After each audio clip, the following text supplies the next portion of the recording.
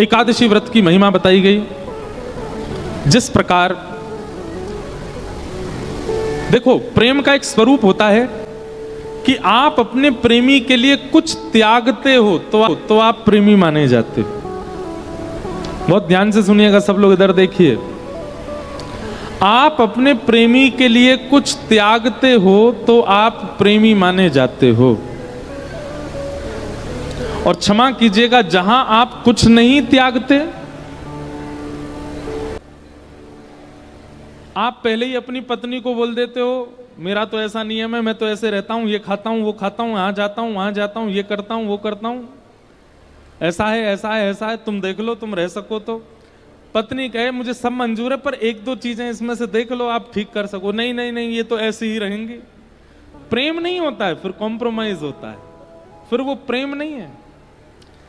प्रेम में तो कुछ त्याग पत्नी करती है, कुछ त्याग पति करता है, तभी तो प्रेम होता है। ठीक वैसे ही त्याग से ही प्रेम का प्रारंभ है। एकादशी के दिन वैष्णव यदि अन्न नहीं त्याग पाते हैं तो कैसा प्रेम है ठाकुर जी के प्रति। आप एक दिन अन्न नहीं खाते, अपने प्रेम के एकादशी के बहुत महात्म है, पर एक महात्म यह भी है कि आप अपने प्रेमी के लिए, आप अपने ठाकुर जी के लिए, आप अपने गोपाल जी के लिए एक दिन अन्न सेवन नहीं करते, त्याग दिखाते हैं, त्याग करते हैं। और त्याग, एक और बात, मैंने एक शब्द बोला दिखाते हैं, दिखाते नहीं, दिखा करके नहीं करना है, बता करके नहीं करना है, शोर करके नहीं करना। त्याग तो कर दिया जाता, पता भी नहीं चलता सामने वाले को। वो प्रेम का त्याग उचित है।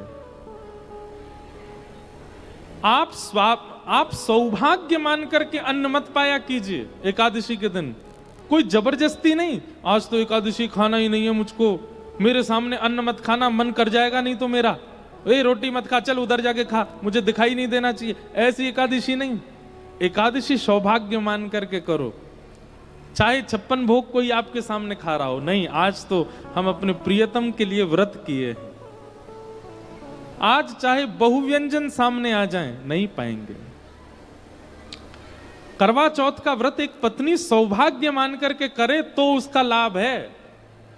केवल एक रिचुअल मान करके, एक परंपरा मान करके करे, उसका कोई लाभ नहीं।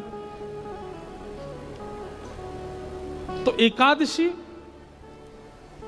उस दिन अन्न में पाप का निवास होता है, इसलिए कृष्ण भक्त वैष्णव एकादशी के दिन अन्न नहीं पाते।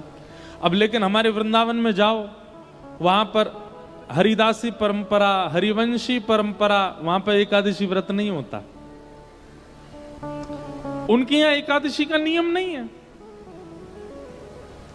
तो वहां उनकी पद्धति अगर देखोगे तो उस पद्धति में नहीं करना ही उचित है, क्योंकि वहां आचार्यों ने मना किया है। हरिवंशियों का भाव ऐसा है कि भाई कल ठाकुर जी ने भोग लगाया, हम कल नहीं पा पाए, कल थी दसवीं और आज है एकादशी, तो कल ठाकुर जी को जो भोग लगा आज वो भोग ही है, वो अन्न नहीं हो सकता, हम उसको पाएंगे। ठाकुर जी को पधराने के बाद कोई अन्न नहीं है, सब प्रसाद है, प्रिया प्रियतम का अधरामृत है, हम तो पाएंगे। तो इसलिए उस परंपरा में एकादशी ना करने का नियम है, वह उस परंपरा के अनुसार उचित है। विवाह की परंपरा सब जगह अलग अलग होती है, हिमाचल में अलग है, उत्तर प्रदेश में अलग है, राजस्थान में अलग है, बंगाल में अलग है, दक्षिण में अलग है, कश्मीर में अलग है। परंपरा पद्धति अलग हो सकती है, पर है तो विवाह। ठीक वैसे ही कहीं कहीं एकादशी का नियम नहीं है, लेकिन आपको अपनी परंपरा देखनी, हम किस परंपरा से, उसमें एकादशी है तो हमें करना है। कई स्कूल होते हैं वहां पे यूनिफॉर्म होती है, कई स्कूल होते हैं वहां यूनिफॉर्म नहीं होती, बच्चे घर के कपड़ों में आते हैं। तो सब स्कूलों का अपना अपना नियम है, पढ़ाई तो हो रही है ना। ठीक उसी प्रकार एकादशी करना एक वैदिक नियम है, लेकिन अगर आप किसी परंपरा से हैं, जैसे कि हरिदास परंपरा से, जैसे कि हरिवंश परंपरा से, उस परंपरा में अगर आप व्रत नहीं करते हो तो कोई दिक्कत नहीं है। आज तो बहुत ही हल्ला कर रहे हैं पीछे वाले, कोई उनको कह दो भैया ने शांति हो जाए तो हम धीमे धीमे कथा सुना दें। हमको बहुत शांति प्रिय लगे तो फिर और अच्छे भाव आते हैं। कोई पीछे वाले हो तो कह देना, और कोई बोल रहा हो तो आप अगल बगल में ही कह दो भैया ने शांत है जाओ। ऊपर वाले भी पीछे जा जाके बोल जाओ भैया शांति से बैठो सब। तो अब जैसे जगन्नाथपुरी में भी एकादशी नहीं होती, वहां एकादशी का भाव अलग है। जगन्नाथपुरी में एकादशी क्यों नहीं होती सुनो। जगन्नाथपुरी में अगर आप होटल में खा रहे हो, जगन्नाथपुरी में बाहर रेस्टोरेंट में खा रहे हो एकादशी के दिन, तो पाप लगेगा आपको।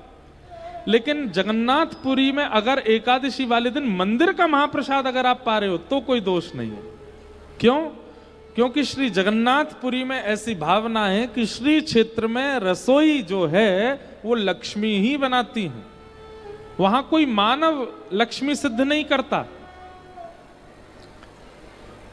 श्री क्षेत्र जगन्नाथपुरी में रसोई लक्ष्मी ही बनाती हैं, और लक्ष्मी के हाथों बना गया जो प्रसाद है उसमें कभी पाप निवास नहीं कर सकता। इसलिए एकादशी के दिन वहां पर कोई पाप नहीं। बल्कि ऐसा कहते हैं कि अगर एकादशी के दिन आप जगन्नाथपुरी में हो तो और दिन से ज्यादा पाओ, आकंठ पाओ। अब दूसरी बात, चाहे हरिवंश परंपरा हो, चाहे हरिदास परंपरा हो, चाहे हमारे जगन्नाथपुरी की परंपरा हो, इन तीनों परंपराओं में एकादशी के दिन आप चावल खा रहे हैं, आप दाल खा रहे हैं, आप अन्न खा रहे हैं, ऐसी भावना अगर चित्त में रखोगे तो अपराध लगेगा। आप प्रसाद पा रहे हो तो अपराध नहीं लगेगा।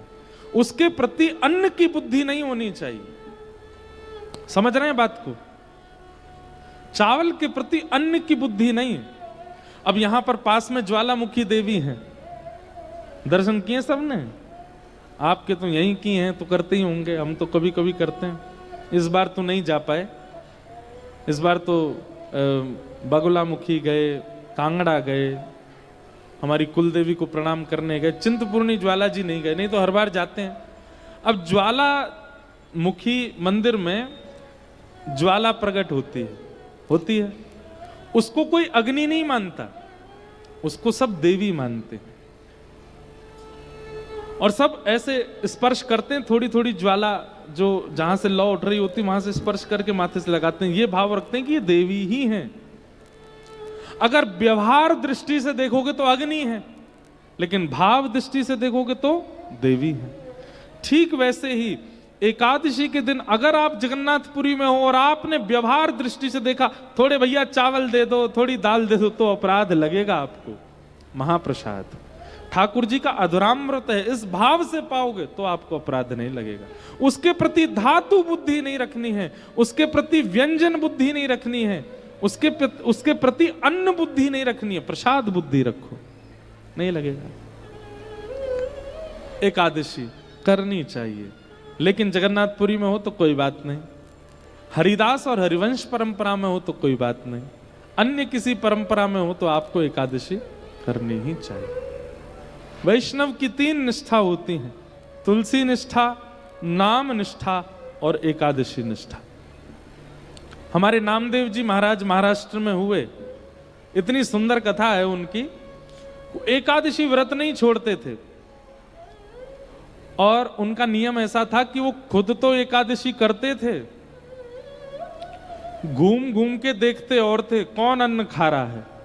अगर उनको कोई अन्न खाता हुआ दिख जाता था तो उसके हाथ पांव पकड़ लेते थे, हाथ जोड़ दे, सौगंध दे देते, अन्न नहीं खाओगे। अरे भाई तुम्हारी एकादशी तुम ही कर लो, हमसे क्यों करवा रहे हो? नहीं नहीं नहीं नहीं, मेरी एकादशी का यही नियम है कि मैं खुद भी नहीं खाऊंगा, किसी को भी नहीं खाने दूंगा। ऐसे श्री नामदेव जी, एक दिन भगवान बोले नामदेव की हम परीक्षा लेते हैं, और एक दीनहीन से ब्राह्मण का रूप धारण करके भगवान पहुंच गए नामदेव जी के पास। एकादशी का दिन नामदेव जी के द्वार पर आकर के भगवान दीनहीन से ब्राह्मण बने, और महाराज धड़ाम से आकर के गिरे अरे कोई भोजन करा दो, मैं भूखा प्यासा ब्राह्मण, मैं भूखा प्यासा साधु, 10 दिन से 15 दिन से भूखा हूं, मेरे प्राण निकल रहे हैं, कोई भोजन करा दो, कोई रोटी खिला दो, कोई अन्न पवा दो। नामदेव जी महाराज दौड़े दौड़े आए, आकर के उनको उठाया, अपने घर में ले गए। बोले महात्मा आप कहाँ से चले? बोले हम बहुत दूर से चले आ रहे हैं, भैया कुछ पवा दो, भूख लग रही है, बहुत दिन से कुछ पाया नहीं हमने। पत्नी से बोले जल्दी फल लेकर के आओ, महाराज जी को भूख लगी है। नहीं नहीं फल नहीं खाने बेटा, रोटी दाल चावल सब्जी खवाओ, भूख लगी है बहुत जोर की, हम इतने दिन से भूखे। नामदेव जी बोले आज एकादशी है, आज अन्न चावल रोटी नहीं खा सकते।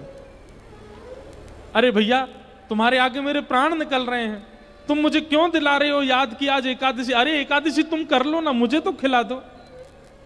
नहीं नहीं नहीं महाराज, आज एकादशी आप केला खाइए, आप सेब खा लीजिए, दूध पी लीजिए, आज एकादशी है, अन्न नहीं बनेगा हमारे यहाँ। सामने पड़ोसी खड़े हो गए, वो बोले ए महाराज जी आप एक काम करो, हमारे घर आ जाओ, हम आपको रोटी बना के पवा देते हैं। ये नामदेव तो सबके पीछे पड़ा रहता है, आप आइए हम खवाएंगे आपको।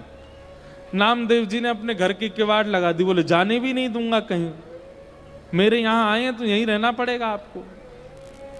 भगवान बोले अजीब जिद है तुम्हारी, खुद हमको खाने नहीं दोगे, कहीं और जा रहे हैं तुम जाने नहीं दोगे?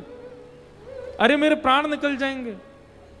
नहीं निकलेंगे ना, आप केला खाइए, सेब खाइए, दूध पीजिए, बढ़िया फलाहार है, सब पा लीजिए। नहीं मुझे अन्न ही खाना। बोल अन्न तो नहीं बनेगा और ना मैं आपको खाने दूंगा। कल द्वादशी इतने समय पर लगेगी तब आप पा लीजिएगा। ब्राह्मण देवता बोले मेरे प्राण निकल रहे हैं, मैं अभी प्राण त्याग दूंगा। नामदेव जी बोले इससे अच्छा क्या होगा, एकादशी के दिन प्राण निकलेंगे, सीधे वैकुंठ जाओगे। ब्राह्मण बोले बड़े विचित्र आदमी हो यार तुम, हम मर जाएं कोई दिक्कत नहीं। बोले नहीं दिक्कत तो है, लेकिन हम आपके प्राण को बचाने के लिए फल दे रहे हैं ना, आपको पा लीजिए। भगवान पड़े गए चक्कर में। थोड़ी देर तो ठाकुर जी रोए, थोड़ी देर जो बहाना किया, लेकिन थोड़ी देर बाद भगवान ने कहा अब इसकी अग्नि परीक्षा लूं। और चलते चलते ठाकुर जी मूर्छित होकर के गिर गए, और जैसे एक व्यक्ति प्राण त्यागते समय श्वास लेता है वैसे लेने लगे, अब ये खिला देगा। लेकिन नामदेव जी हाथ जोड़ करके नाम संकीर्तन करते रहे। अपनी पत्नी से कहा देवी तुम भी करो। जय हो महाराज जी।